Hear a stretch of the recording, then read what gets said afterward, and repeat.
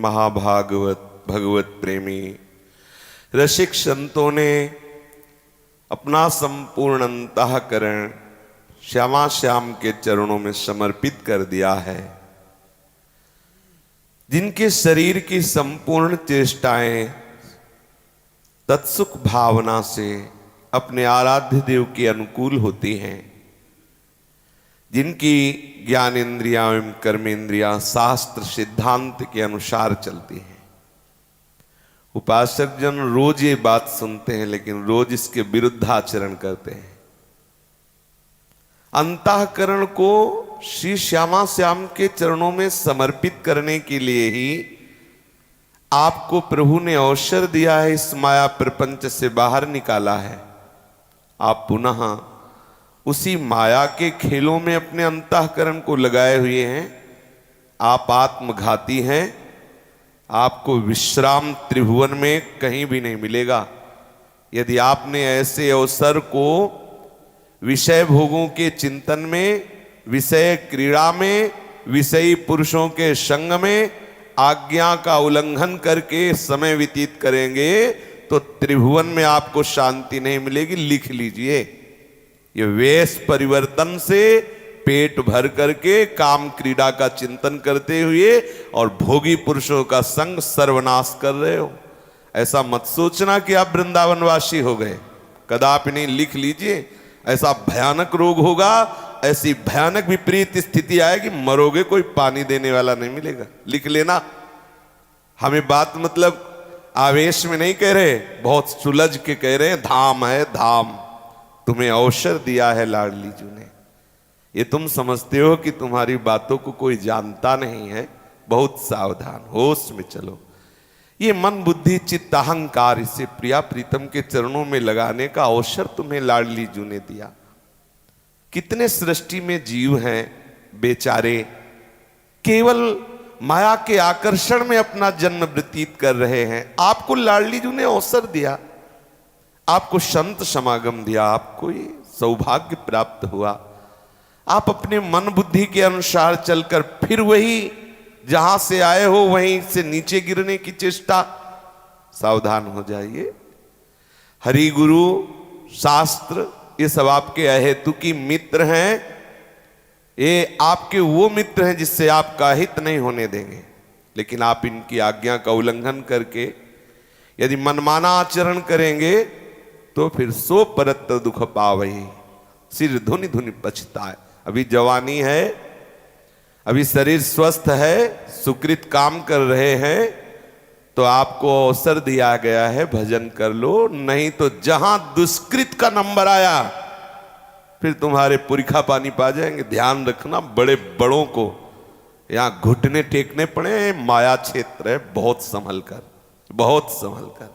ये जो कहते हैं ना कोई हमें नहीं जानेगा, वास्तविक तुम्हें कोई नहीं जानेगा। मच्छर की तरह मर जाओगे, कोई तुम्हें नहीं जानेगा। बड़े बड़े चक्रवर्ती राजा हुए, रहे न रावण समभिमानी, हिरणाकश्यप संवरदानी। खान विभो की खान, जगत में कुछ दिन के मेहमान, भजले श्री भगवान, जगत में कुछ दिन के मेहमान। अरे बावरे, एक दूसरे को आंख दिखाने का समय नहीं है। आंख नीची करके प्रियालाल से आंख मिला ले। ये जो अवसर मिला है, इसे ये मत समझ कि तुम्हारी थाती है। ये काल तुम्हारे ऊपर रहम नहीं करेगा। तुम्हें समय केवल प्रभु की कृपा प्रसाद से इस काल ने दे दिया है कि तुम कालातीत स्थिति को प्राप्त हो जाओ। ये जिधर मन आया उधर भाग रहे हो, जहां मन आया विषय खोज रहे हो। धिक्कार है ऐसे जीवन को। यदि ऐसा लग रहा है कि विषय में सुख है तो भेष उतार दो और भाग जाओ, ब्याह करो, घर में रहो। ऐसा लगता है भोगों में सुख है तो लेवरी कर, बाबा जी बन के पेट भरने से क्या है। फेंक दे कपड़े उतार के, जा लेवरी कर, मेहनत कर, माता पिता की सेवा कर, समाज की सेवा कर, और फिर जैसे मनावे जी। अगर बाबा जी का वेश धारण किया, भगवत मार्ग में चला, तो आग का मार्ग है, आग का हर समय जलते हुए सच्चिदानंद प्रभु की तरफ बढ़, तो आगे स्वागत के लिए प्रभु खड़े हैं। अनंत जन्मों की बिगड़ी बन जाएगी। ये नाटकबाजी का मार्ग नहीं है। ये मत सोचो कि आपने वेश धारण कर लिया, तो माया आपको बख्श देगी, बहुत बुरा पीटेगी, समझ लिख लो। बाद में पता चलता है कि समझाया गया, मैं समझा नहीं। हमारे हरि ही गुरु रूप से बोलते हैं, प्रतिपल वो संभाल करते हैं। सावधान हो जाओ और अपनी चेष्टाओं को संयमित करके एक एक क्षण प्रियालाल के चरणों में लगाओ, बहुत बढ़िया अवसर है। नहीं ऐसा फंसोगे कि कोई तुम्हें देखने वाला नहीं मिलेगा। जीवन में ऐसा भी समय आता है कि पानी रखा है, प्यास लगी है, लेकिन हिम्मत नहीं कि उठा के पी सके। ये हमने अपने जीवन में खुद देखा है।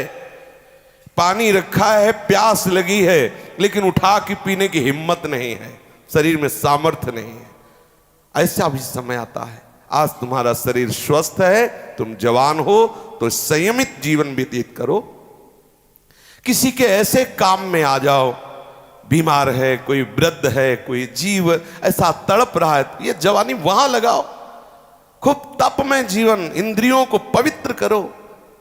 थोड़ा आहार किया, खूब भजन साधन में लगे। इसलिए मिला है मनुष्य जीवन।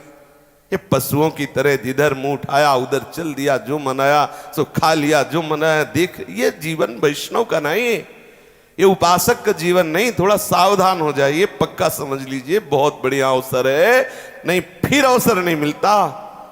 सच्ची मानिए, ये जब कर्म का हिसाब सामने आता है, छाती घबराती है, कोई सहयोगी नजर नहीं आता। ये सब देखा है, इसी जीवन में देखा है, इसी जीवन में देखा है।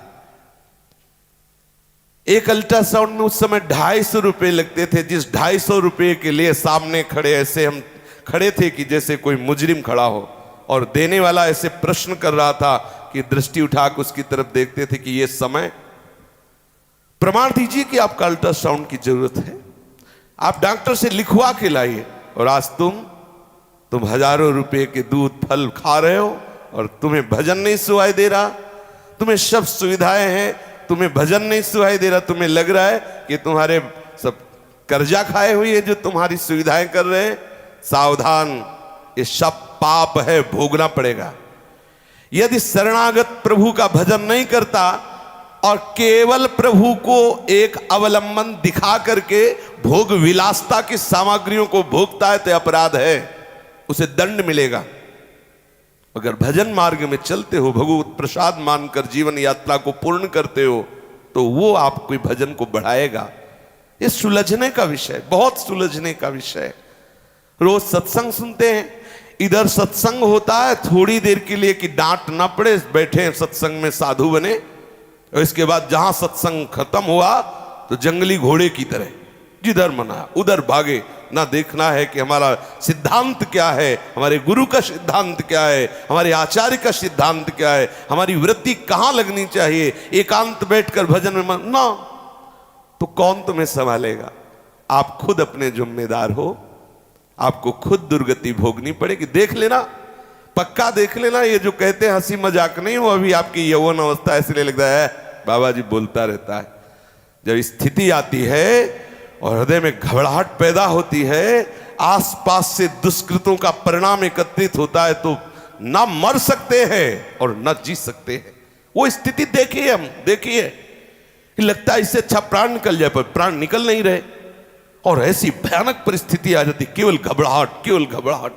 उस समय यदि भगवत आश्रित ना हो तो सोचो कितनी बड़ी दुर्गति है उस समय। और यही नहीं, शरीर छूटने के बाद नरक में और भी ज्यादा भोगनी पड़ती है। आप लोग खेल तमाशा समझ रहे कि संत और शास्त्र महात्मा ऐसे चिल्ला चिल्ला कर सावधान भजन करो भजन करो, ऐसे बावरे थोड़ी है।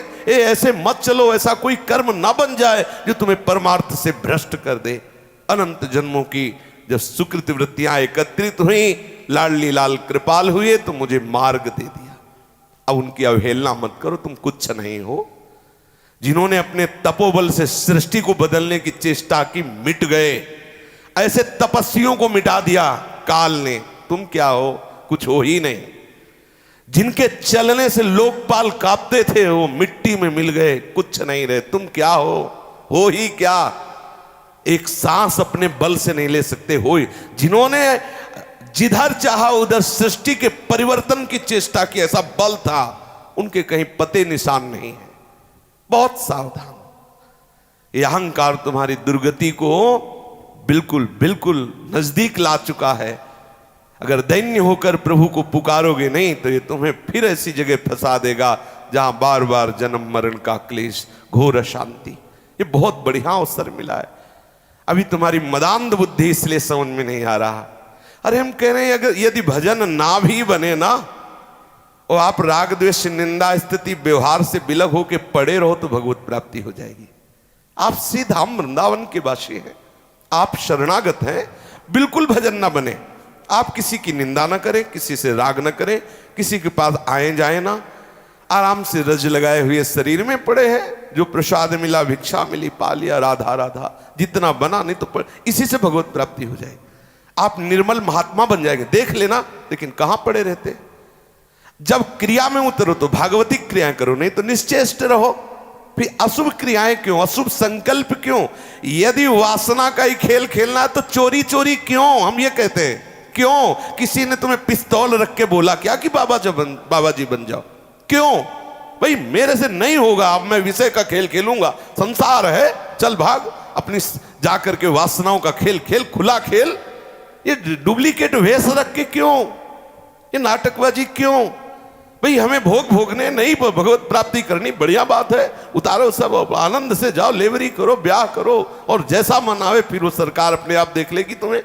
ऊपर की सरकार और भारत की सरकार आपको देख लेगी। लेकिन आप इस वेश की आड़ में यदि ये सब गंदी बातों की चेष्टा, गंदी बातों का चिंतन, गंदी बातों की क्रियाएं, और आप सोचो कि कोई जान नहीं रहा, हमारा जीवन आनंद में कट जाएगा, बड़ी मौज मस्ती है, ऐसी जगह गिरोगे जहां पानी देने वाला नहीं होगा। देख लेना, ये लिख लो बातें। ये हम हृदय की पुकार कर रहे हैं आपसे, आपके मंगल के लिए आपसे हाथ जोड़ के प्रार्थना कर रहे हैं कि सावधान हो जाओ। बहुत बढ़िया अवसर है, यदि इस अवसर को खो दिया ना तो आगे अवसर मिलने वाला नहीं। रोज का रोज कलिकाल इतना बढ़ता चला जा रहा है, उसका प्रभाव पूछो मत। जहां हमने देखा ब्राह्मणों की बस्तियों में बैठ करके रामायण के पाठ होते थे, वहां आज शराब पी के ताश हो रहे हैं। जब उधर के लोग मिलते हैं, और जहां केवल ब्राह्मणों की बस्ती ही, केवल ब्राह्मण लोगों के घर, उच्च कोटि के ब्राह्मण, जहां संतों को भगवान की तरह माना जाता था, आज के 30 वर्ष पहले की बात, जहां हर एक मोहल्ले में देखो तो दीपक टिमटिमा रहा है और वहां रामायण का पाठ हो रहा है। 10, 20, 50 लोग बैठे रामायण सुन रहे, कहीं भागवत हिंदी से सुधा सागर गा रहे, लोग बैठे सुन रहे, कहीं श्री कृष्ण गोविंद हरे मुरारे का कीर्तन। ये देखा है हमने, ये देखा है। वहीं के लोग आज आके बताते हैं कि कोई ऐसा ब्राह्मण का घर नहीं जो शराब न पीता हो, कोई ऐसे लोग नहीं जो शाम के बैठ करके ताश न खेलते। बदल गया क्षेत्र।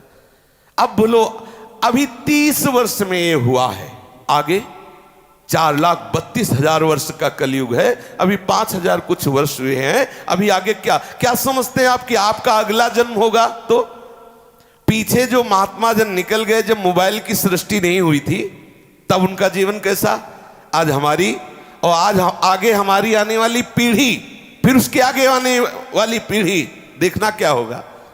इसलिए सावधान हो जाइए। आपको बहुत बढ़िया अवसर मिला है।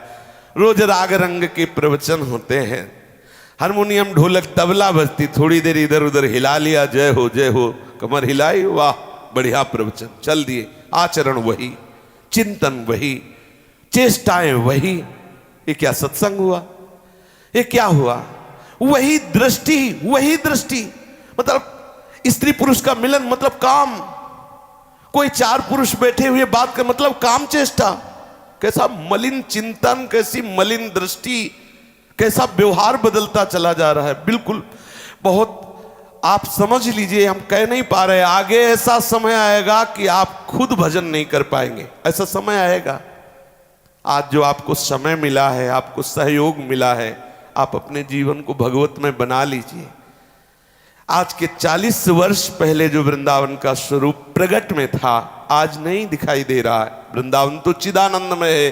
चंद्र मिटे दिनकर मिटे, मिटे त्रिगुण विस्तार, दृढ़ व्रत श्री हरिवंश को मिटे न नित्य विहार। लेकिन जो प्रगट में जिधर देखो वीतराग परमहंस श्री जी के अनुराग में डूबे हुए, रजरानी लगाए हुए उन्मत्त जा रहे, जिनके दर्शन से वैराग्य प्रकट हो जाए।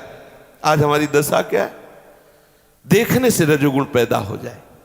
हम बदल रहे हैं, हमारी धारणाएं बदल रही, हमारे विचार बदल रहे, हमारी चाहत बदल रही, हमारी आवश्यकताएं बदल रही। जो बिल्कुल भजन विरोधी वृत्तियां हैं वो हमारी आवश्यकताएं हो रही। युग धर्म, लोगों का जो वातावरण का प्रभाव, वो हमें भजन नहीं करने देगा। देख लेना, क्योंकि हम पानी कहां पिएंगे, हम भोजन कहां पाएंगे, हम वस्त्र कहां पहनेंगे, इन्हीं के तो पहनेंगे, समाज के ही तो पहनेंगे। बोलो, हम जिनके यहां भिक्षा लेने जाते हैं वो शराब पी के दरवाजे में बैठे होते हैं, प्याज लहसुन और मांस आदि जो भक्षण करते हैं, अगर हम उनकी भिक्षा लेंगे तो हम क्या करेंगे? दुराचार प्रवृत्तियों का चिंतन अपने आप प्रारंभ हो जाएगा। हमारे द्वारा चेष्टाएं दुराचार की होने लगेंगी, क्योंकि आहार हमको वैसा मिल रहा है। धीरे धीरे धीरे धीरे क्या, जब धर्म नहीं, भगवान नाम नहीं, वो जब धन कमाएंगे अशुद्ध आचरण से मुझे देंगे, तो मेरे आचरण क्या होंगे, मेरा चिंतन क्या होगा? कितना बचोगे, कहां तक बचोगे? अगर वायु गर्म चल रही तो लगेगी शरीर में गर्म वायु। काम बना लो। कलयुग की एक विशेष महिमा है कि जो 10,000 वर्ष साधना करने से नहीं प्राप्त होता, वो कम समय में प्राप्त हो जाता है। कलयुग की एक विशेष कृपा है, जो भगवान नाम चिंतन करके परम पद में बहुत शीघ्र आरूढ़ होते हैं। उसी परम पद को हजारों वर्ष कठोर तपस्या करने पर भी योगियों ने प्राप्त नहीं किया। यह कलयुग की विशेष महिमा है। हम सावधान हैं, हम बार बार हृदय की बात कहते हैं, सावधान हो जाइए। ये प्रमाद किसी का कुछ नहीं बिगाड़ सकता, आप अपना बिगाड़ लेंगे। इस सृष्टि में भगवान ने ऐसी रचना रची है कि अगर आप एक थप्पड़ मारने की सामर्थ्य रखते तो उसी जगह आपको 5 थप्पड़ मारने वाले को भेज देंगे। अगर आप करोड़ों रुपया के स्वामी हैं तो ऐसे भी लोग आपके समीप भेज दिए जाएंगे जो आपको खरीद ले। ये सृष्टि है, ये सृष्टि है। यहां ऐसे अगर रावण चलता है तो हिलती थी भूमि, तो शास्त्राव अर्जुन जो कार्तिवीर कहा गया, ऐसे पकड़ लिया था, ऐसे जैसे कोई किसी पक्षी को पकड़ ले, ऐसे। मतलब सृष्टि है। उसी शास्त्राव अर्जुन को ऐसे काट के फेंक दिया जैसे केला काट के फेंक दिया जाए भगवान परशुराम जी ने। वही भगवान परशुराम जी राम जी को देख करके जय जय करके सर झुकाकर एकदम अपने को शक्तिहीन महसूस करके, ये सृष्टि है, यहाँ एक से एक है। इसीलिए प्रभु अनंत, प्रभु की सृष्टि अनंत है, अनंत महिमा, अनंत माया, अनंत। सावधान हो जाओ, अपने जीवन को प्रभुमय बना लो, सच्ची मानिए। ये जितना कर्तव्य धर्म कर्म है सब माया का नाटक है। एक ही कर्तव्य है, कोई श्वास खाली ना जाए, प्रभु के चिंतन के बिना ना जाए। यहां हम पिंड छुड़ाते हैं, बस गुरु की नजर में हम सही रहें थोड़ी देर के लिए, इसके बाद हम मनमानी आज। गुरु की नजर क्या, स्थूल दृष्टि है क्या, कि आपकी स्थूल दृष्टि में आप सामने सलूट मार दिया बस हो गया, पीछे वो तुम्हें देख नहीं रहे। अरे सीसी कैमरा तुम्हारी खोपड़ी में ही लगा है, तो तुम चिंतन कर रहे हो वो सीधे पहुंच रहा है। सावधान होकर अपने हृदय को श्री वृंदावन धाम की कृपा से लाडली लाल के प्रेम रंग में रंग दो। श्रीपाद प्रबोधानंद जी कहते हैं, सर्व दुख दशा घोरा वरम वृंदावनेस्तु में प्राकृता प्राकृता शेष विभूतिरपि नान्यतः यदि वृंदावन विंदाम्यपि तृणतां ते वनान्तेषु न तदा विकुंठ लक्ष्मीमपि करमिलितां निभालये ललितां। हे वृंदावन धाम, यदि आप मुझे अपने बीच में एक तृण बना के रख ले तो मैं बैकुंठ की महालक्ष्मी की तरफ भी आंख उठा के ना देखूं। देखो श्रीपाद प्रबोधानंद जी कह रहे, आपको कितना सौभाग्य मिला कि आपको तृण बना के नहीं, आपको मनुष्य बना के रखा वृंदावन ने। सोचो, बड़े बड़े महापुरुष आत्माराम जो परमहंस स्थिति को प्राप्त हैं, वो कह रहे हैं मुझे कीड़ा बना दो, वो कह रहे हैं कि मुझे यहां की लता बना दो, औषधि बना दो, घास बना दो, तिनका बना दो, कृमि बना दो। हरिराम व्यास जैसे महापुरुष जो आचार्य स्वरूप कह रहे श्वान बना दो। और आप क्या है? आपको मनुष्य शरीर बना के रखा है प्रभु ने वृंदावन में। आप कभी प्रभु को प्रणाम करके रोए, मेरे ऊपर कितनी कृपा है? कभी एकांत कमरे में बैठिए और जरा देखिए हमारी प्रियालाल आपको कितना दुलार कर रहे हैं, कितना प्यार कर रहे। आप इस प्यार के लायक हो, जरा लौट के देखिए आप अपने हृदय में क्या हो। जो आपको गुरु, जो आपको इष्ट का प्यार मिल रहा है, आप उसी गुरु और इष्ट के प्रतिकूल चल रहे हो। जहां प्रतिकूलस्य वर्जनम, वहां आप प्रतिकूल ही आचरण कर रहे हो और वो दुलार पे दुलार करते जा रहे हो, आप उनकी अवहेलना करते जा रहे हो। आप ध्यान रखना, वो तो कृपा समुद्र है, लेकिन उनकी जो द्वारा निर्धारित की हुई शक्तियां हैं ना, वो तुम्हें चैन नहीं लेने देंगी, जला के राख कर देंगी। उमा क्षमा श्रापौते भारी, ये शब्द याद रखना। अगर कोई महापुरुष आपको नहीं डांट रहा है, आपको नहीं फटकार रहा है, आप उल्टा पे उल्टा करते चले जा रहे हैं, वो क्षमा करता चला जा रहा है, तो श्राप से भी अधिक है। और वो तुम्हारा ऐसा पतन होगा, ऐसा जलोगे कि फिर कोई रास्ता नहीं मिलेगा। अभी सावधान हो जाइए, सच्ची मानिए, सच्ची मानिए।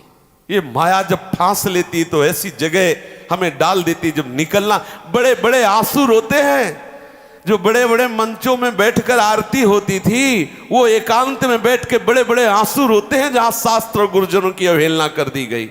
बहुत सावधानी से, माया है ऐसा फंसा देगी कि निकलना मुश्किल हो जाएगा। इसीलिए बड़े बड़े कांपते हैं। शिव विरंचिका मोहई कोहे बपुरान, अस जिए जान भजी मायापति भगवान। एक क्षण में चकनाचूर हो जाओगे, पक्का मान लीजिए। जरा सी बात बिगड़ी कि सब ये अंग भंग, सब पानी के बुलबुला हो, एक गर्व करते हो मैं ऐसा कर दूंगा। आप जा रहे हो, जरा सा एक्सीडेंट हुआ, फैल जाओगे, सब तुम्हारे अंग कुछ नहीं है।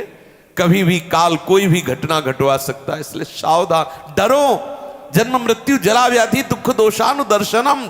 जन्म के भयानक कष्ट को, मृत्यु के भयानक कष्ट को, अकस्मातिक आए हुए ये दैहिक दैविक भौतिक तापों के जलन से मुक्त होने की चेष्टा करो। भयंकर भयंकर रोग हैं, कैसे समझाऊं। वो जब परिस्थितियां, हमने उस परिस्थिति को देखा है, उस परिस्थिति में गए हैं, अनुभव किया है, और झांक के देखा कोई नजर नहीं आया, तब रोना आया है, तब रोना आया है। प्रभु आप इतना प्यार करते हैं, लेकिन आज तक भी अन्य आश्रय रहा। मैंने समझा कि कोई और मेरा है, लेकिन आज ने आप स्थिति ऐसी प्रकट कर दी कि समझ में आया कोई मेरा नहीं। आप कहां भूल रहे हैं? जहां ये बड़े बड़े महापुरुष कह रहे हैं मुझे घास बना के रख लो, वहां तुम्हें मनुष्य बना के रखा प्रभु ने। कभी रोए आप प्रभु के लिए? कभी साष्टांग दंडवत करके हाथ उठा के कहा कि करुणा निधान तुम्हारी करुणा की जय हो, मैं अपराध पे अपराध करता जा रहा हूं, आप दुलार पे दुलार करते जा रहे? कभी देखा? पता नहीं कौन सी बुद्धि खराब हो गई है कि बस प्रतिकूल ही आचरण, इष्ट के प्रतिकूल आचरण। जबकि सिद्धांत कहता श्री कृष्ण अनुकूल लेन प्रतिकूलस्य वर्जनम। प्रतिकूल आचरणों से बचो। प्रभु के प्रतिकूल आचरण करके कौन आनंदित हुआ है? आश्चर्य की बात है।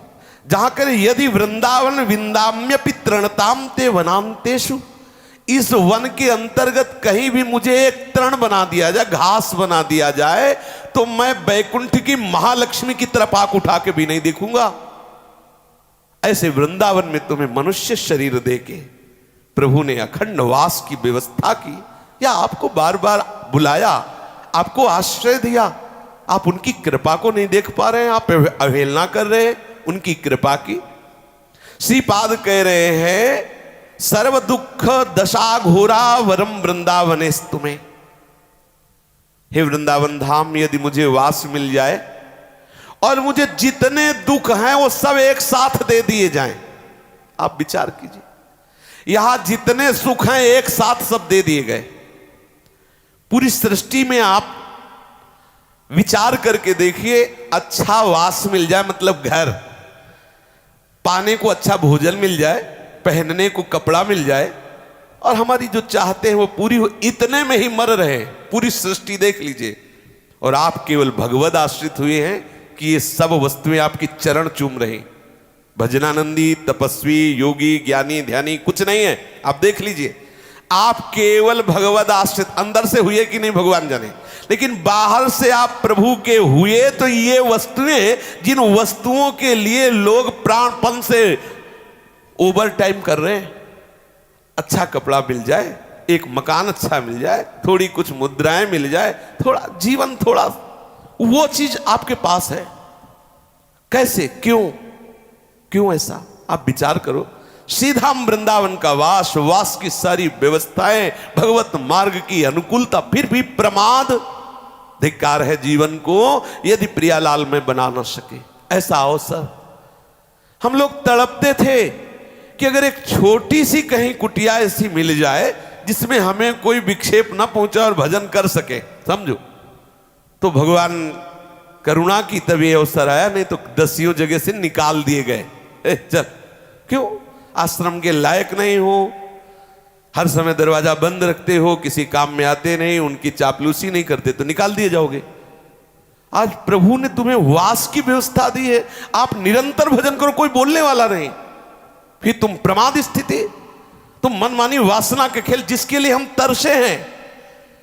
अगर कभी जरूरत पड़ी कि कब्ज निवृत्ति के लिए हमें दूध चाहिए, तो 250 ग्राम दूध के लिए सोचना पड़ता था, किससे कहूं, कौन 250 ग्राम दूध।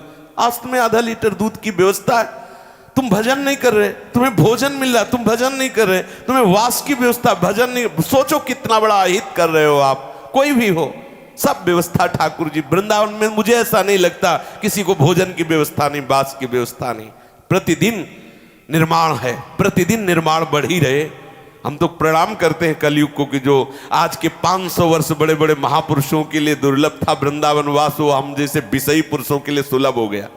कोई भी आके रहो, हर सुविधा है, नहीं तो दुर्लभ वास था वृंदावन का। इतने बड़े बड़े मच्छर और ब्रजवासियों की गाली, किसी की हिम्मत नहीं थी जल्दी, बिना सिद्ध परिकर के यहाँ कोई टिक नहीं सकता। और हम विषयों के लिए भी आज व्यवस्था कर दी वृंदावन धाम ने। बहुत सावधान, सच्ची मानिए, हृदय की बात आपको कहते, पुकार कर रहे हैं कि आप सावधान हो जाइए। आप जिसमें प्रमाद स्थिति में जी रहे हैं, वही स्थिति आपको कहां पहुंचा देगी आपको पता नहीं। आपको लगता है तो प्रवचन हो रहा है, हम बोल नहीं रहे, हृदय खोल के तुम्हारे सामने रख रहे हैं। ये जो तुम देख रहे हो ना, ये सब माया की चकाचौंध है, बिजली की तरह चमकी और चली गई। सच्चा उपासक वही कि उस चमक में प्रियालाल की चमक देख ले, नहीं तो गई आंखें। ये चकाचौंध अंधा कर देगी, मदांध करके विषयों में फंसा देगी। लेकिन जो हरि का जमूरा है, उसको ये सब जादू के तमाशे मोहित नहीं कर सकते। जो हरि का शरणागत है, जैसे जमूरे के ऊपर जादूगर का तमाशा काम नहीं करता, ऐसे शरणागत के ऊपर हरि के ये जितने माया जाल है सब काम नहीं करते। मामे प्रपद्यन्ते, तो माया में ताम तरंती थे। सीधाम वृंदावन का मुझे वास दे दो, चाहे जितना घोर विपत्ति दो, हम कभी आपसे शिकायत नहीं करेंगे। और वृंदावन के बाहर चाहे प्राकृतिक अप्राकृतिक कोई भी ऐश्वर्य मिले, मैं कभी आंख उठा के नहीं देखूंगा। जरा विचार कीजिए, किस वृंदावन धाम में आपको कैसे वास दिया श्री जी ने। जहां श्रीपाद कह रहे कि अगर तिनका भी बना दो तो बैकुंठ की महालक्ष्मी की तरफ भी आंख ना उठाऊं। अगर वृंदावन वास दे दो तो घोर दुख में भी मैं दूसरी बात आपसे नहीं कहूंगा कि मेरा दुख हटा दो। प्राकृतिक अप्राकृतिक जितना भी ऐश्वर्य है, अगर वो वृंदावन छोड़ के मिलता है तो मैं उस ऐश्वर्य के लिए कदम नहीं बढ़ाऊंगा और वृंदावन में घोर विपत्ति सहूंगा। कुरुवत्यपि महारौद्र मुपद्रवमनुक्षणम भक्तिर्वृंदाटवी सत्वे तत्वेक्षातः सदास्तु में। यदि वृंदावन वास मुझे मिल जाए और सब वृंदावनवासी रोज मुझे गाली दे, मारे, पीटे, उपद्रव करें, तो भी मैं मन से सबको प्रणाम ही करूंगा। सबको यही देखूंगा कि मेरे प्रियाजू की कृपा पात्र जन हैं, ये कोई ऐसी लीला कर रहे हैं जिससे मैं पवित्र हो रहा हूं, बहुत अपराधी रहा हूं। ये सब ब्रजवासी जन, ये सब प्रियाजू के निज जन, ये घोर उपद्रव करके हमें पवित्र कर रहे हैं, प्रियालाल के योग्य बना रहे हैं। क्योंकि उनके महल में जो कुछ भी हो रहा है उनकी राजी से हो रहा है। मुझे महल का वास मिला और मेरे साथ बड़ा उपद्रव हो रहा है तो ये राजी से हो रहा है। प्रियालाल राजी है ना, हम भी राजी हैं, करवा उपद्रव। हमारी पवित्रता के लिए, हमारे मंगल के लिए आप सब कुछ करा रहे, ऐसा मान करके मैं सदा भक्ति भाव करूंगा समस्त ब्रजवासियों पर, कभी उन पर कटु व्यवहार, कभी उन पर द्वेष बुद्धि नहीं करूंगा।